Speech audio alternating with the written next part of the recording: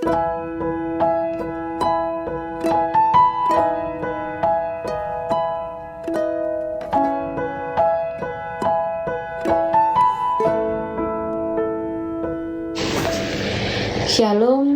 teman-teman semua.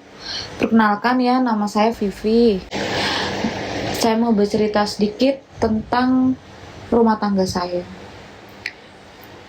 Jadi saya itu baru menikah 3 tahun ya. Masih tergolong muda pernikahan saya.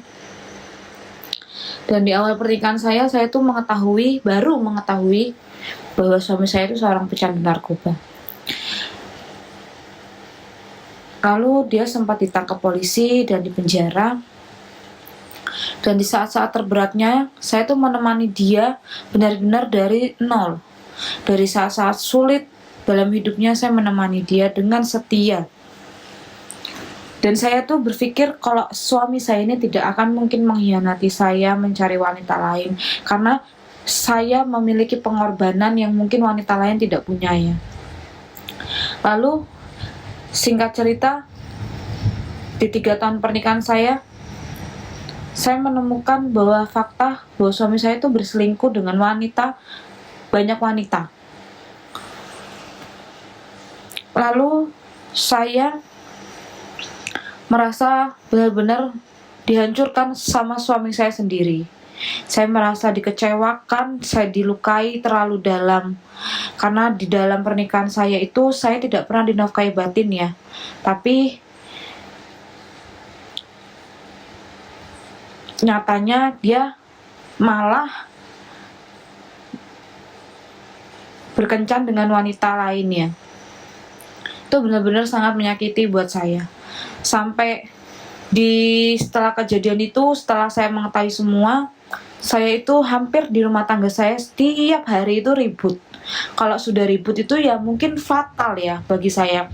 Karena saya tuh selalu mengeluarkan kata-kata yang menyakitkan, kata-kata yang kasar, kebun binatang semua keluar, pukul-pukulan, saya yang mukuli dia terus, saya tampar, wah pokoknya ngeri gitu ya.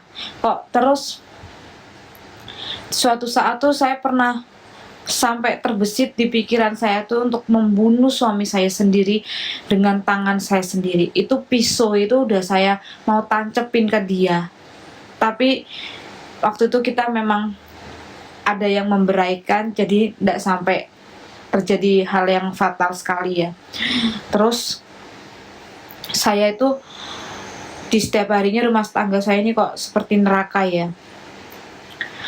Rumah tangga yang tidak pernah saya bayangkan akan terjadinya itu seperti ini. Lalu saya berpikir ya, apa yang harus saya lakukan ya Tuhan? Saya bingung Tuhan untuk menghadapi suami seperti itu. Apa yang harus saya lakukan? Ketika itu seberhari-hari saya berpikir seperti itu. Saya tuh di YouTube kok pas kebenaran saya lihat khotbahnya Bu Eli ya, dimana semua isi khotbahnya itu jawaban dari pertanyaan saya selama ini. Saya diajarkan untuk menjadi wanita yang bisu, tuli, dan buta. Bagi seseorang yang mungkin dihianati itu bisu, tuli, dan buta itu sangat berarti ya. Karena dari situ kita tidak mencari-cari bukti, kita tidak menjadi parnoan, kita tidak jadi curigaan, kita menahan segala sesuatu yang mendatangkan keributan mungkin ya. Jadi saya mencoba buat menjadi wanita yang bisu, tuli, dan buta. Dari situ saya mengampuni suami saya memaafkan suami saya WA suami saya bilang, saya minta maaf atas kelakuan saya selama ini, kata-kata saya, perlakuan saya mungkin menyakiti kamu. Dan suami saya pun membalas, ya saya minta maaf juga, dan saya ingin sampai tua dengan kamu, dia bilang. Saya sampai bingung, nih orang kenapa ya? Kok bisa ngomong kayak gitu ya? Terus semenjak saya tahu kebenaran firman Tuhan itu ya, saya mencoba buat ada penguasaan diri. Di setiap apa yang saya lihat yang menyakiti saya, yang dilakukan suami saya coba buat menahan diri saya untuk tidak emosional, untuk tidak berkata kasar, untuk tidak menyakiti suami saya dengan kata-kata saya. Dan itu sangat berdampak positif ya buat keluarga saya. Karena dari situ pertengkaran jarang terjadi, kami merasakan sukacita, damai sejahtera. Walaupun saya tidak tahu nih ya, di belakang saya suami saya seperti apa. Sudahlah, bagi saya itu urusan dia dengan Tuhan. Karena saya sudah lepas tangan, Tuhan yang turun tangan. Lalu ketika ada pertengkaran kecil di rumah kami, biasanya kalau anak saya rewel, suami saya emosi. Saya pun emosi, berantem itu harusnya biasanya. Tapi ketika saya tahu kebenaran, saya harus ada penguasaan diri. Karena Tuhan mau kita jadi anak Tuhan tuh punya buah-buah roh ya. Saya menahan diri saya. Jadi suami saya marah, saya bilang sabar. Suami saya kaget loh. Saya pernah cerita sama suami saya juga bilang, saya kira kamu tuh kesambet apa, dikiranya dia kok bisa nggak marah. Suami saya emosional, saya cuma bilang sabar. Biasanya saya udah maki-maki juga, saya udah ngamuk juga, saya udah bentak-bentak juga, biasanya itu saya seperti itu. Tapi sekarang saya sudah tahu kebenaran firman Tuhan, saya belajar untuk memiliki penguasaan diri itu. Dan saya bersyukur saya bertemu dengan mentor yang begitu luar biasa baik, yaitu Bu Eli ya, yang seseorang yang rendah hati. Saya itu ketemu pendeta untuk menyelesaikan masalah rumah tangga saya ini udah beberapa pendeta loh. Dan pendeta itu semua menasihati saya dengan baik, dengan benar sesuai firman Tuhan. Tapi tidak ada satupun yang masuk di akal pikiran saya dan hati saya. Jadi ketika saya ketemu Bu Eli, saya tuh tahu strateginya Bu Eli buat ngejalanin ini tuh seperti apa, dan itu saya lakukan. Dan puji Tuhannya itu sangat baik buat rumah tangga saya dan membuat perubahan yang begitu besar di dalam keluarga saya ya.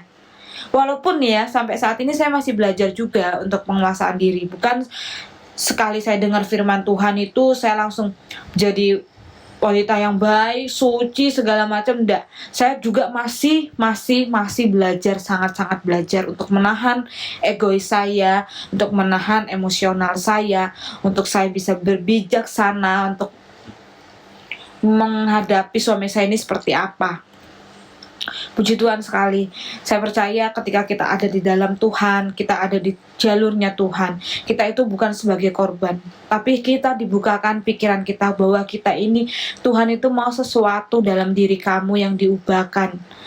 Seperti saya merasa ya, Tuhan itu menyadarkan saya bahwa kamu ini selama ini sangat emosional, kamu sangat kasar, dan itu memang saya rasakan.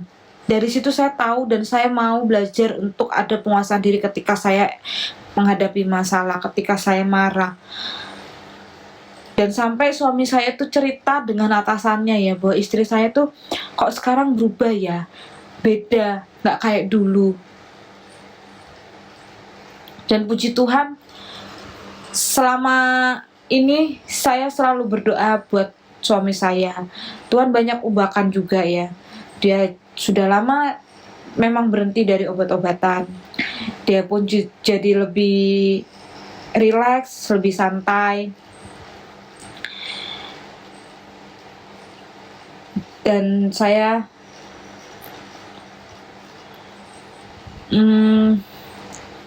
mau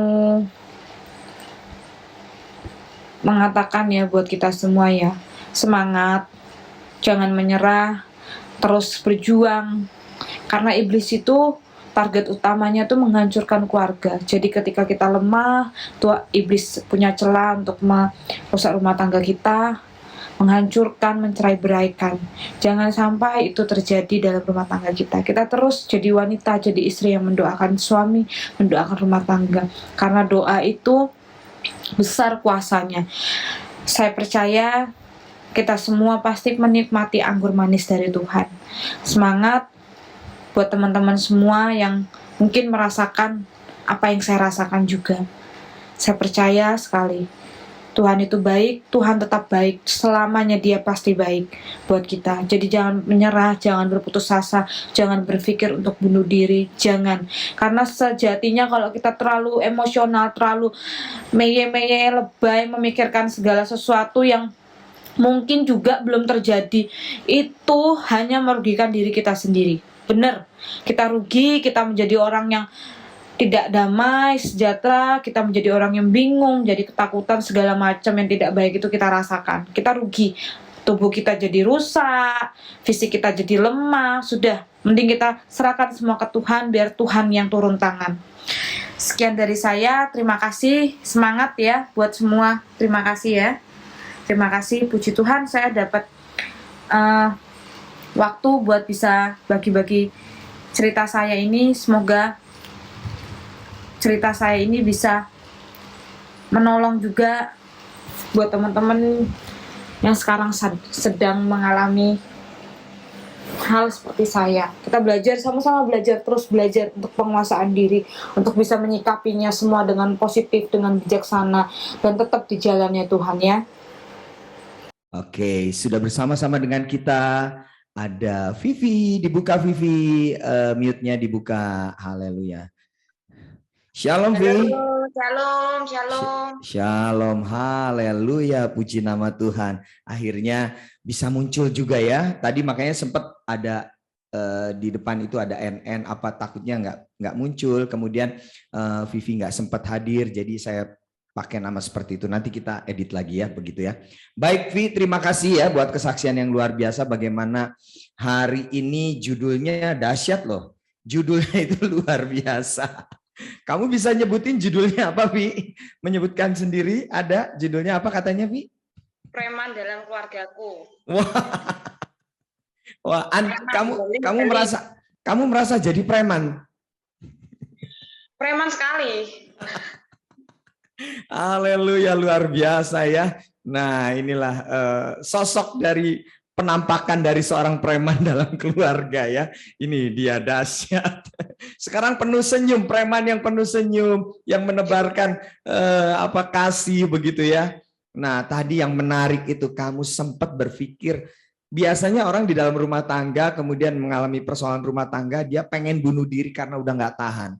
Ini malah pengen membunuh suaminya. Ini luar biasa. Apa sih yang membuat kamu sampai pengen bunuh suami itu, saking seperti apa gitu kondisinya? Sebenarnya itu ya, aku punya terbesit itu memang benar ya, dalam hati, pikiranku tuh kayak mengatakan, udah bunuh aja. Karena udah dikasih kesempatan berkali-kali, tidak berubah juga, jadi terlalu sakit mungkin ya. Semua perempuan mungkin kalau dihianati itu sakit ya, sakit sekali. Itu yang membuat saya tuh, udah mending kamu tak bunuh lah, daripada kamu kayak gini terus, tak bunuh mati, wes bar gitu loh. Pikiran saya. Apa nggak takut nanti kamu malah masuk penjara nanti? Kamu sekarang sudah punya anak ya? Sudah punya anak ya? Ya. Sudah. Nah, gimana nanti anakmu kalau kamu bunuh suamimu dan masuk penjara? Itu nggak terpikirkan itu, Vi? Ya. Karena kan kalau udah emosi itu kan apa ya? Yang dipikir tuh cuma pikirannya pendek gitu loh, nggak mikir panjang, karena orang udah sakit hati, emosi dicampur jadi satu, ya wes, pikirannya ya wes kamu mati di tanganku lah gitu. Wah, ini kalau dari logatnya kita tahu ya. Asal dia luar biasa, wes ya. Baik. Nah, kemudian ini.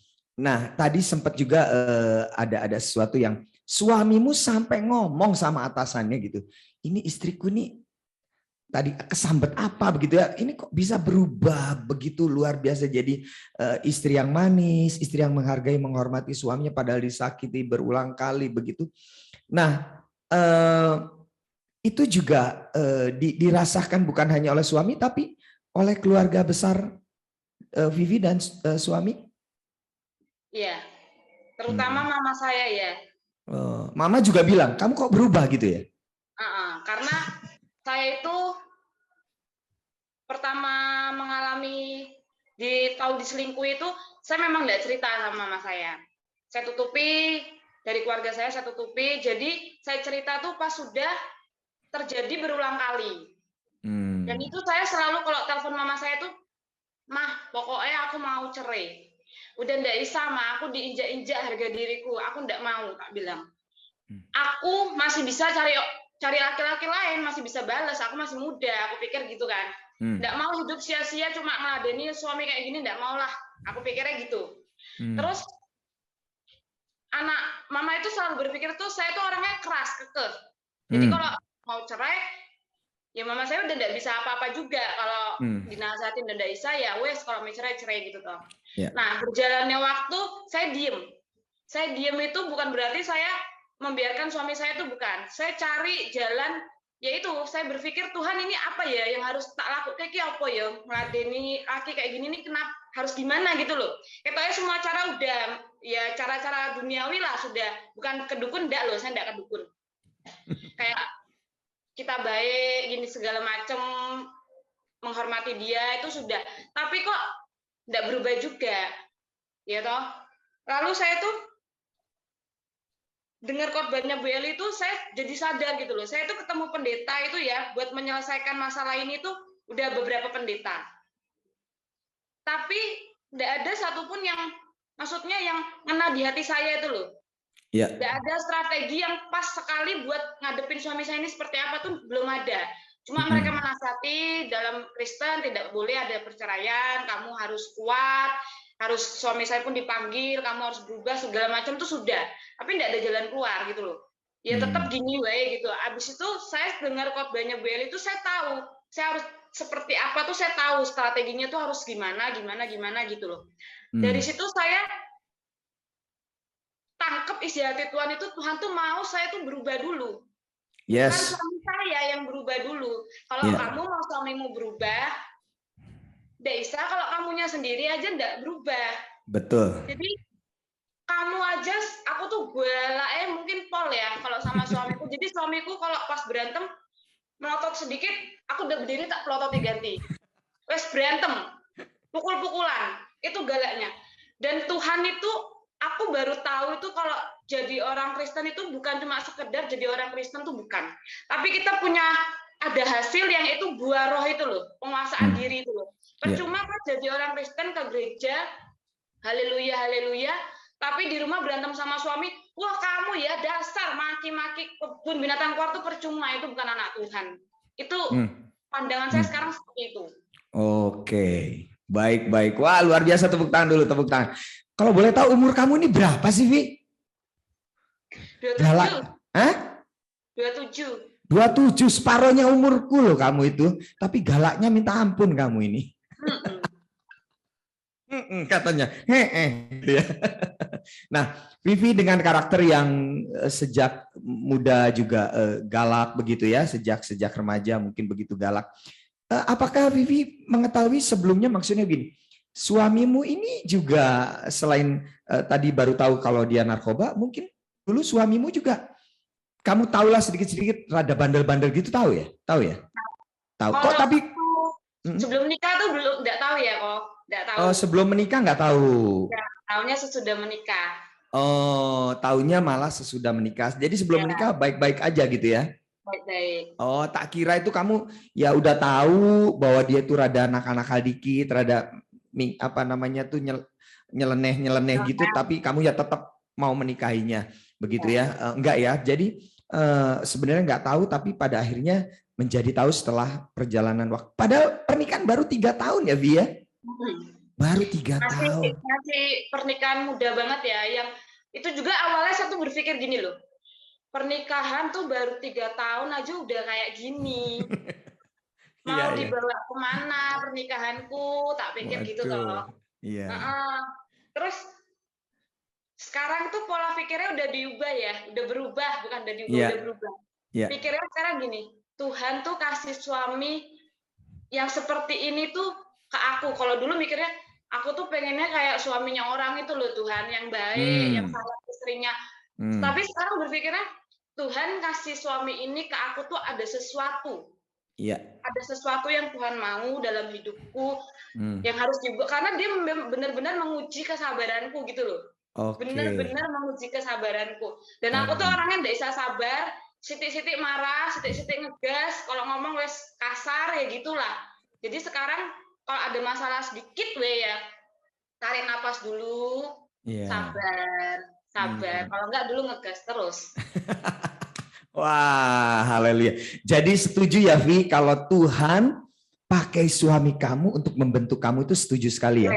Setuju sekali ya. Dan akhirnya kamu rasakan sekarang bagaimana cara Tuhan bekerja itu luar biasa sehingga ada perubahan dalam diri kamu. Bukan hanya suami yang bisa menikmati perubahan itu, tapi keluarga juga semua bisa menikmati. Oh, Vivi yang sekarang tuh beda. Ya, Vivi yang sekarang beda. Walaupun wajahnya sama. Banyak senyum ya Vi ya. Jangan lupa senyum ya. Kalau enggak serem loh. Serem loh. Aku ini mantan preman soalnya ya. Haleluya. Ada tatonya Vi? Ada tatonya? Enggak ada ya. Oke, baik. Setelah mengalami seperti itu, setelah Tuhan pulihkan, sekarang bagaimana dengan kondisi ya tadi dengan suami sudah semakin dipulihkan. Sekarang usaha pekerjaan oke semua ya? Puji Tuhan lagi diuji. Masih lagi diuji ya, nggak apa-apa ya. Yang penting. Karena gitu loh, Tuhan itu mau melihat responku terus tuh loh. Betul. Ini loh, kamu tak kasih masalah ini, responmu P, tak kasih masalah ini, responmu P. Jadi masalah tuh bertubi-tubi tuh kayak tok sengaja memang Tuhan kasih gitu loh. Nggak apa-apa. Sekali kamu tak kasih kurang lolos nih, sekali lagi tak kasih kurang lolos, tak kasih terus nih. Jadi dia mulai responku. Iya betul sekali. Ujiannya harus banyak ya supaya nanti hasilnya tambah semakin bagus, semakin sempurna. Pertanyaan terakhir sekarang. Anak umur berapa berarti Vi? Ini anakku 2,5 tahun. Berarti belum terlalu mengerti ya, belum terlalu mengerti ya. Kamu banyak doakan supaya anakmu juga mengalami banyak ini ya pertolongan Tuhan ya, supaya tidak terlalu merasakan apa yang sedang kamu alami begitu ya. Kemudian suami bagaimana sekarang kondisi paling terakhir bagaimana? Ini sih dia memang lagi ada masalah kerjaan ya. Ya. Dia juga orangnya sebenarnya emosional. Jadi tadi habis chat WA cerita gini-gini, kepahitan sama A sama B gini-gini, kepahitan sama orang Kristen ngomongnya gitu kan.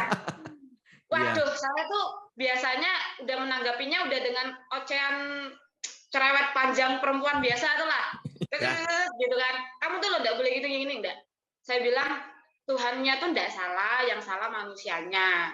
Saya bilang gitu, abis itu udah daripada saya panjangin, saya chat bolak-balik, dia juga nggak bakal, laki-laki tuh sebenarnya kalau diomelin tuh malah tambah nggak dengerin loh. Kita tuh udah yang ngeber radio rusak, BDN. Jadi udah biarin, ya wes doa doa biar hatinya lembut, hatinya kebuka, pikirannya kebuka, wes gitu lah daripada ribut ya toh. Iya. Jadi sekarang malah kamu memberikan advice, nasihat juga kepada suami ya untuk tetap tenang, sabar ya. Sudah biarkan. Wah, luar biasa. Kasih tepuk tangan sekali lagi buat Vivi dan Tuhan Yesus yang luar biasa membentuk Vivi. Thank you Vi. Saya mewakili Persekutuan Doa Victory mengucapkan banyak terima kasih buat kesempatan yang luar biasa. Saya percaya nanti di kemudian hari ada banyak kesaksian-kesaksian lagi yang akan Vivi ceritakan di sini ya. Nanti mungkin satu kali dengan suami juga bisa bersaksi. Ya, thank you Vi. Tuhan Yesus memberkati. Sampai ketemu ya. God bless.